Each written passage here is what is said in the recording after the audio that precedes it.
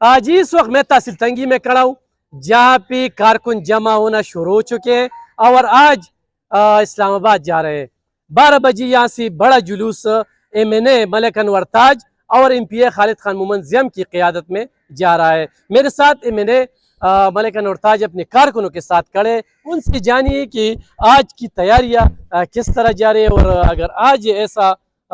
کوئی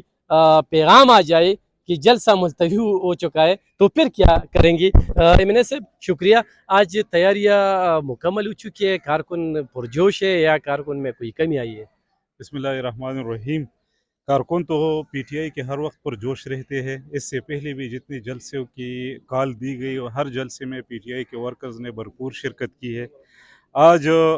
جو آپ نے ایک کوشچن میں بات کی کہ آج دوبارہ تو منسوخ نہیں ہوگا، آج جلسہ ہے اور پی ٹی آئی نے پوری تیاری کی ہے،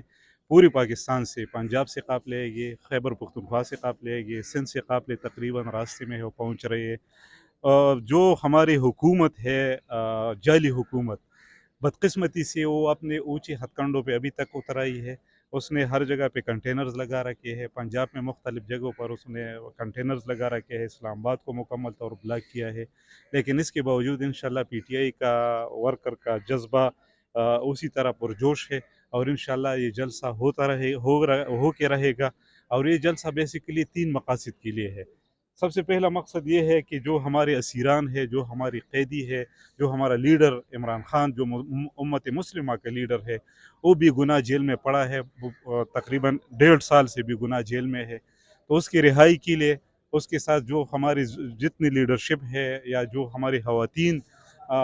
اسیران ہے، اس کی رہائی کے لیے یہ جلسہ ہے۔ دوسرا اس کا مقصد یہ ہے کہ یہ ایک پیغام دینا ہے کہ پاکستان تحریک انصاف زندہ ہے۔ 8 فروری نے بھی اس قوم نے ثابت کیا کہ سارے قوم پاکستان کے ساتھ، تحریک انصاف کے ساتھ کھڑی ہے۔ اوٹ بھی پاکستان تحریک انصاف کو ملا، لیکن بدقسمتی سے جعلی مینڈیٹ کے ذریعے، فارم 47 کے ذریعے ایک دوسری حکومت ہم پہ مسلط کی گئی، جعلی لوگوں کی حکومت ہم پہ مسلط کی گئی۔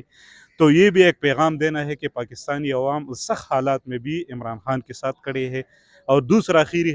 آخری ہمارا تیسرا جو اس جلسے کا مقصد ہے کہ اس ملک کو حقیقی آزادی دینا ہے، رول آف لا دینا ہے، قانون کے حکمرانی اور آئین کے حکمرانی اور سول سپرمیسی کے لیے یہ جلسہ ہو رہا ہے۔ انشاءاللہ یہ جلسہ کامیاب ہو کے رہے گا۔ میرے سے ایک سوال اٹھتا ہے کہ اس پہ بہت خرچی اخراجات تو آتے ہیں، یہ اسلام آباد تک جانا، لیکن صوبائی حکومت کی خزانے سے یہ پیسے لگتے ہیں یا اس پہ کیا جواب ہے؟ بیسیکلی سب سے زیادہ جلسے پاکستان تحریک انصاف کرتے ہیں پورے ملک میں، اور ہر جلسے میں آپ کو پتہ ہے کہ ورکر اپنے جیب سے، اپنے خرچوں سے، جو لوکل لیڈرشپ ہوتے ہیں اس میں کنٹریبیوشن ہوتا ہے، جو ہماری ورکرس ہے اس کا اپنا کنٹریبیوشن ہے، تو کسی کے ساتھ موٹر کار ہوتی ہے، کسی کے ساتھ موٹر سائیکل ہوتی ہے، کوئی لڑکے جو ہماری یوتھ ہے وہ اپنے درمیان میں کنٹریبیوشن کر کے ایک پلین کوچ کے ذریعے وہ اپنے آپ کو پہنچاتے جلسے کے لیے۔ صوبائی حکومت خزانے سے 1 پیسہ بھی جلسے پہ خرچ نہیں کر رہا۔ ہم خود اپنے وسائل پہ، ہمارے اس ملک کے لیے یہ ایک جہاد ہے۔ ہم چاہتے ہیں کہ یہ ملک ترقی کرے، ہم چاہتے ہیں کہ یہ ملک آگے بڑھے، اور ہم چاہتے ہیں کہ اس ملک میں رول آف لا ہو، اس ملک میں انصاف ہو، اس ملک میں حقیقی جمہوریت ہو، اور اس کے لیے ایک جدوجہد ہے، ایک جہاد ہے، اور اس جہاد میں ہر کوئی اپنا حصہ ڈال رہا ہے۔ شکریہ جی، یہ ایم این اے ملک انور تاج تھا، ابھی یہ تحصیل تنگی میں موجود ہے، اس کے بعد یہ شب قدر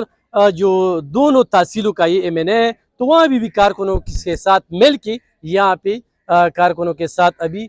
جلوس کے شکل میں موٹر وے جائیں گی، اور موٹر وے کے بعد پھر صوابی، اور صوابی سے پھر وزیر اعلیٰ کی قیادت میں اسلام آباد یہ کارکن